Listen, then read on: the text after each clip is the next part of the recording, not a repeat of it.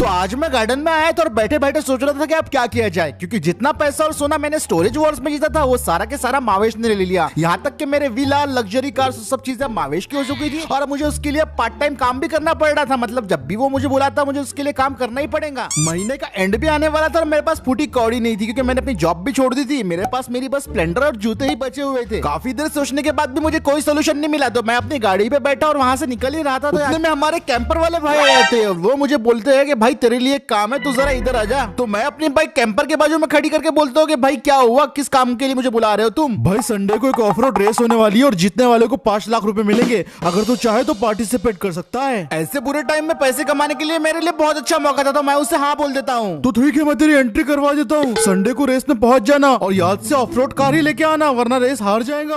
अब मैं उसे कैसे पता था कि जो मेरी S11 क्लासिक है वो मावेश ने जब्त कर लिया, लेकिन फिर भी मैं उसे ठीक है बोल के वहाँ से अपनी गाड़ी में बैठ के निकल जाता हूँ। अब मैंने उसे रेस के लिए हाँ तो बोल दिया था, लेकिन मेरे पास कोई भी गाड़ी नहीं थी और मुझे कोई ऐसी वैसी नहीं प्रॉपर ऑफ रोड कार चाहिए थी जो ऑफ रोडिंग कर सके और उस ऑफ रोडिंग रेस को जीत भी सके। मैंने फुल स्पीड में अपनी स्प्लेंडर को भगाया और घर की तरफ निकला। रोज सोचा कि घर पे जाके कुछ सोचता हूँ कि किस तरीके से गाड़ी का जुगाड़ करना है। अब घर पहुंचने के बाद मैंने अपने बाइक को पार्क किया और सीधा घर के अंदर चला गया। कुछ दोस्तों को फोन कॉल्स किए और उनसे कुछ पैसे वैसे मांगे। मुझे अगर थोड़े से भी पैसे मिल जाते तो मैं एक सेकंड हैंड गाड़ी का जुगाड़ कर लेता, पर किसी ने भी मेरी मदद नहीं किया और अब मेरे पास बचता था सिर्फ एक ही चारा। मैंने अपनी प्यारी सी स्प्लेंडर को लगा दिया सेल पे और मैंने उसकी एड OLX पे डाल दिया और तुरंत थोड़ी देर के बाद उसे एक बायर मिल गया और मेरी स्प्लेंडर को एक बंदे ने 60,000 रुपए में खरीद लिया था।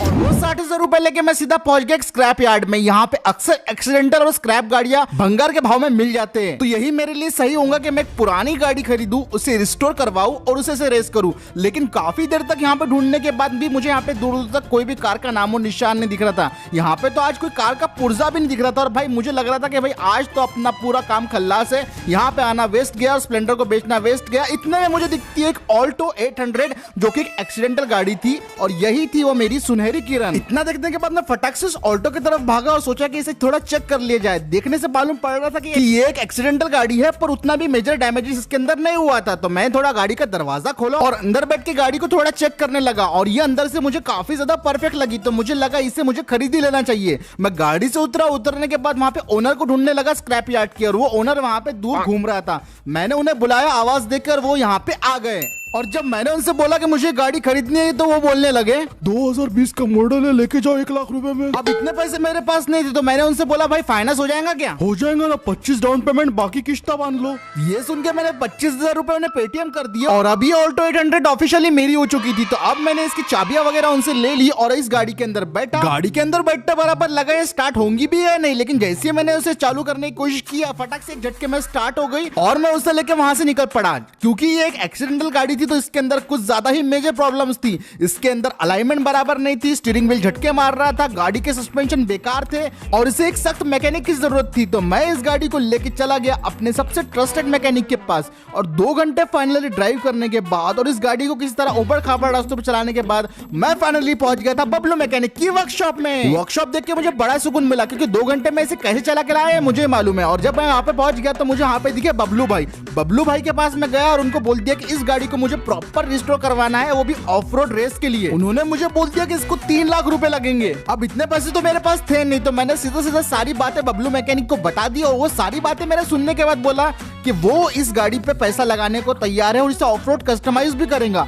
लेकिन उसने बोला कि अगर मैं रेस जीतता हूँ तो मुझे उससे आधा अमाउंट देना पड़ेगा और अगर मैं रेस हार जाता हूँ तो उसे वो किश्तों में वो सारा का सारा पैसा चुकाना पड़ेगा जो इस ऑल्टो पे वो लगाएगा और ये ऑल्टो पे वो रख लेगा। ये सुन के मैं सोच में पड़ गया था, लेकिन अब मैं इतना आगे आ गया था और अब मैं पीछे नहीं हट सकता था। तो मैंने उससे हाँ बोल दिया और उसने बोला कि ठीक है, वो इस गाड़ी को पूरी तरीके से 2 दिन के अंदर रिस्टोर कर देगा, वो भी एक ऑफ रोड स्पेक लेवल की। और उसने फिर मुझे कार के अंदर सारे पार्ट बताए जो चेंज करने वाले हैं। वो गाड़ी के अंदर एक नया इंजन लगाने वाला है, नया exhaust, new transmission, new radiator parts, new exterior styling kits और ऐसी बहुत सारी चीजें उसने बताया जो मेरे बिल्कुल सर के ऊपर गई, क्योंकि मैंने इतनी सारी चीजें कभी पहले खुलते हुए नहीं देखी थी। और थोड़ी देर के बाद फिर मेरी गाड़ी पे काम शुरू हो गया था। वेल्डिंग से लेके गाड़ी के अंदर सारे नई नई चीजें ऐड होना शुरू हो गई। गाड़ी के अंदर भाई इवन ड्रिलिंग तक हुई, जो कि मुझे नहीं समझ में आया कि गाड़ी के अंदर वो बंदा ड्रिल क्यों कर रहा था, किस वजह से कर रहा था। बबलू मैकेनिक ने मुझे रीजन दिया कि वो गाड़ी का इंजन ही निकालने वाला है बाहर, तो इस वजह से वो ड्रिल कर रहा है, पर पता नहीं है, मुझे समझ में नहीं आ रहा था क्या हो रहा। फिर बबलू मैकेनिक ने बोला कि गाड़ी 3 दिन के बाद बन जाएंगी आ जाने का, और रेस को संडे को थी तो 4 दिन थे, तो टोटली फिर मैंने बोला कि मैं 3 दिन के बाद आता हूँ। अब 3 दिन बाद दोस्तों हमारी गाड़ी रेडी हो चुकी थी और भाई साहब ये पूरी तरीके से टोटल चेंज हो चुकी थी गाड़ी। लग ही नहीं रहा था कि एक्सीडेंटल है। इसके ऊपर नए वाले ऑफ रोडिंग टायर्स लगा दिए गए थे, पेंट जॉब कर दिया गया था, कुछ स्पॉइलर और एक्सटीरियर स्टाइलिंग किट लगा दी गई थी साथ ही। लेकिन मुझे समझ में नहीं आया कि ऊपर पीछे स्टेपनी क्यों लगा दी है भाई। मैंने बबलू मैकेनिक को बोला भाई इसे मिनी इको स्पोर्ट क्यों बना दिया, तो वो मुझे बोला जो नया इंजन हमने इस गाड़ी में लगाया वो काफी भारी था, तो वेट बैलेंस करने के लिए पीछे हमको स्टेपनी लगानी पड़ी, वरना यह गाड़ी थोड़ी ऊबड़ खाबड़ चलती। अब उसकी बात पे भरोसा करने के अलावा मेरे पास कोई और चारा भी नहीं था। मैं अपनी गाड़ी के अंदर बैठा और मानना पड़ेगा गाड़ी के अंदर उसने बहुत अच्छा काम किया था। गाड़ी पूरी नई जैसी लग रही थी। मैंने गाड़ी को फटक से स्टार्ट किया और गाड़ी को लेकर वहां से तुरंत निकल पड़ा। और जब मैंने उसे चलाना स्टार्ट किया तब मुझे मालूम पड़ा कि भाई उसने कुछ किया हो या ना किया हो, इसके इंजन के साथ उसने कुछ ज्यादा ही इंप्रूवमेंट कर दी। इसका एक्सेलरेशन और पावर नेक्स्ट लेवल था। मुझे लग ही नहीं रहा था कि मैं एक ऑल्टो 800 चला रहा हूँ। ये कुछ ज्यादा ही फास्ट थी, एक्सेलरेशन स्मूथ था और भाई साहब ये गाड़ी टोटल मेरे कंट्रोल में रख रही थी। और अब मैं उस रेस के लिए पूरी तरीके से तैयार था। ऑफरोड टायर्स लगाने की वजह से अब मैं पूरी तरीके से उस ऑफरोड रेस में पार्टिसिपेट भी कर सकता था, तो मैं तुरंत उस रेस के लिए निकल पड़ा। और अब वो रेस का दिन आ गया था। मैं अपनी गाड़ी लेके वहाँ पे पहुंचा तो मुझे दिखता है भाई साहब वहाँ पे तो बहुत सारे लोग आए हुए। मैं कैंपर वाले भाई के पास अपनी गाड़ी लेके जा ही रहा था कि वो इतने में मेरी गाड़ी से डर के दूर हो जाता है। और फाइनली अब मैं रेस की जगह पे पहुंच चुका था और जैसे ही मैं अपनी गाड़ी से उतरता हूँ मेरे होश उड़ जाते हैं। मतलब मैं तो अपनी ऑल्टो लेके आया था और हमारे कंपटीटर एक से एक एसयूवीज लेके आए थे, 4x4 गाड़ियां लेके आए थे और हमारा पिछली बार हाइलक्स जो जीत गया था वो भी यहाँ पे आया हुआ था। ये सब मुझे देख के डर लग रहा था, लेकिन मुझे बबलू मैकेनिक पे पूरा भरोसा था। और फिर जब उन लोगों ने मेरी गाड़ी को देखा तो वो लोग मुझे बोलने लगे ये क्या कबाड़ है, यहाँ पर कोई मजाक चल रहा है। अब घोड़ों के रेस में गधे भी दौड़ेंगे। तुम्हारी स्कॉर्पियो क्लासिक कहाँ चले गई? अब इतना सुनने के बाद भाई मैंने भी उनको गुस्से में आके बोल दिया कि मेरी गाड़ी तुम सब लोगों को हरा सकती है। तो वो सब लोग एक सेकंड के लिए शांत हो गए और फिर में से एक बंदा बोला अबे ओ तेरी गाड़ी हमसे अगर जीत गई ना तो मेरा हाइलक्स तेरा। बोल क्या बोलता? हाँ मुझे मंजूर है, मैं भी उनकी शर्त मान लेता हूँ। और उसके बाद रेस होती है शुरू। हाँ शुरू करते हैं, कहीं पर दब ना जाना।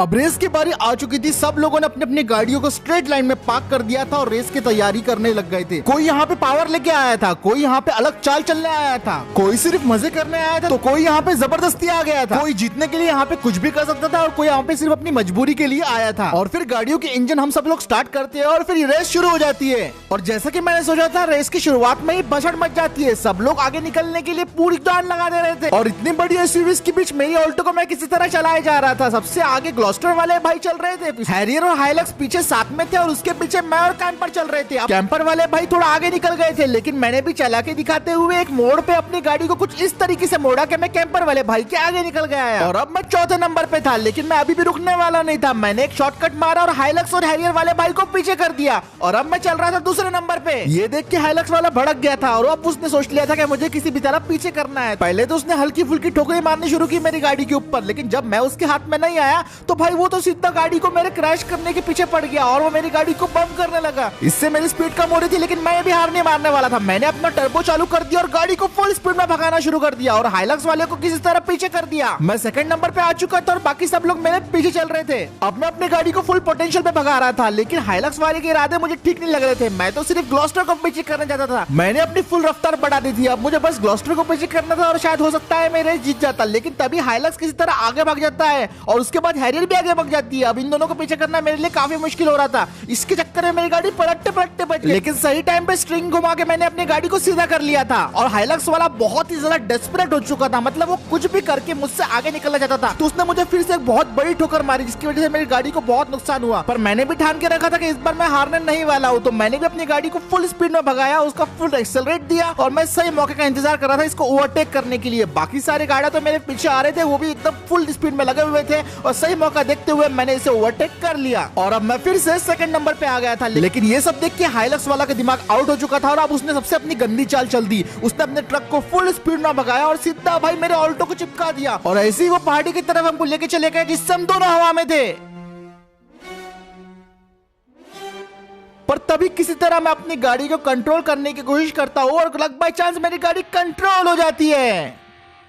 अब मैं ट्रैक पे वापस आ चुका था और हाइलक्स वाले का प्लान उल्टा पड़ गया था, लेकिन इस चक्कर में हैरियर वाले ने आगे लीड ले ली थी। तो फिर अब मुझे हैरियर वाले भाई को पीछे करना था, लेकिन ये मुझे आगे जाने नहीं दे रहे थे। मैं कितना भी कोशिश कर लूं भाई, ये मुझे आगे जाने दे रहे नहीं थे। इतनी भी जल्दी क्या है बच्चे? ये जानबूझ के अपनी गाड़ी को ऐसे चला रहे थे कि भाई जिससे मुझे बिल्कुल भी साइड ना मिले। मैं जहाँ पे भी जाने की कोशिश कर रहा था ये बिल्कुल मेरे आगे अपनी गाड़ी लगा दे रहे थे भाई, मतलब जानबूझ के उन्होंने मेरा रोड ब्लॉक कर रखा था। मैंने मोड़ों पे भी इनसे आगे निकलने की कोशिश की, लेकिन ये मेरे से एक कदम आगे चल रहे थे भाई, ये मेरे को आगे जाने ही नहीं दे रहे थे। लेकिन फाइनली मैं किसी तरह लीड ले लेता हूँ और अब सिर्फ मुझे ग्लॉस्टर को पीछे करना था। हाइलक्स भी मेरे पीछे रहा था और बाकी सब आ रहे थे। अब मुझे ग्लॉस्टर को किसी भी तरह पीछे करना था। ये ग्लॉस्टर वाले भाई बड़ी एसयूवी होने का अच्छा खासा फायदा उठा रहे थे, क्योंकि इनको पीछे करना अभी तक सबसे ज्यादा मुश्किल लग रहा था मुझे। ना होते होते हाइलक्स और एसयूवी थोड़ा पीछे आ गए थे। अब मुझे बस ग्लॉस्टर को पीछे करना था, तो मैंने अपनी गाड़ी की फुल स्पीड बढ़ा दी, लेकिन इस चक्कर में भाई मेरी गाड़ी ग्लॉस्टर से थोड़ा स्लाइड हो गई, जिसकी वजह से ग्लॉस्टर गाय की तरफ जाने लगी। वो तो शुक्र मानोगे ग्लॉस्टर खाई में नहीं गिरी, बस वहां पे जाके अटक गई। लेकिन इस चक्कर में मैं फाइनली पहुंच चुका था अपने फर्स्ट प्लेस पे और अब मैं लीड कर रहा था।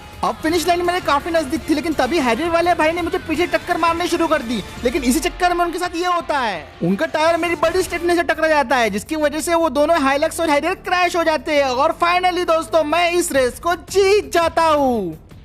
और आज इस ऑल्टो ने साबित कर दिया था कि गाड़ी कोई भी हो, ड्राइवर अच्छा होना चाहिए। और फिर सभी एक एक करके फिनिश लाइन पे आने लगे। सबके मुंह शायद ऐसे लटके हुए थे, क्योंकि वो लोग डाइजेस्ट नहीं कर पा रहे थे कि एक ऑल्टो वाले ने, जिसकी गाड़ी कुछ ऐसी दिख रही है, उसने इन सब बड़ी एसयूवीज को हरा दिया है। अरे भाई वाह, तूने कर दिखाया भाई साहब। वाह, मुझे लगा ही नहीं था तू कर देगा। ऐसा कैसा मॉडिफाई किया है यार ऑल्टो को जो मुझे हरा दिया। अरे कोई मुझे बचाओ, होश में लाओ, मुझे चक्कर आ रहे हैं। मेरा ट्रक, मेरा कंटेनर सब कुछ ले लिया इसने, मैं तुम्हें छोड़ूंगा नहीं। अरे भाई कैसे बैठ काय को लगाने का रे वाह, ऐसे बैठ नहीं लगाने का रे। वैसे तो मुझे भी यकीन नहीं हो रहा था कि इस ऑल्टो ने मुझे ऐसी रेस जिता दी है, लेकिन मैक्सिमम क्रेडिट तो यहाँ पे बबलू मैकेनिक को भी जाता है, क्योंकि उन्होंने इस गाड़ी को इस तरीके से मॉडिफाई किया है। तो भाई अब फाइनली दोस्तों डील के मुताबिक ये जो हाइलक्स था वो मेरा हुआ, और साथ ही साथ 5 लाख रुपए भी अब मेरे हुए हैं। तो मैं अपने हाइलक्स के अंदर अपनी ऑल्टो को इस तरीके से लोड कर लेता हूँ और एक शानदार सा बर्नआउट करके मैं वहां से निकल जाता हूँ। फाइनली आज मेरा दिन काफी ज्यादा अच्छा गया, क्योंकि मैंने भाई एक भयंकर रेस में हिस्सा लिया, उसको जीता भी, वो भी एक ऑल्टो के साथ। और भाई मेरे पास अब 5 लाख रुपए कैश और ये नई गाड़ी भी आ गई थी हाइलक्स। तो आज का वीडियो यही खत्म करते हैं। वीडियो पसंद आए तो लाइक शेयर सब्सक्राइब जरूर करना और मैं मिलता हूँ आपसे अगले बार।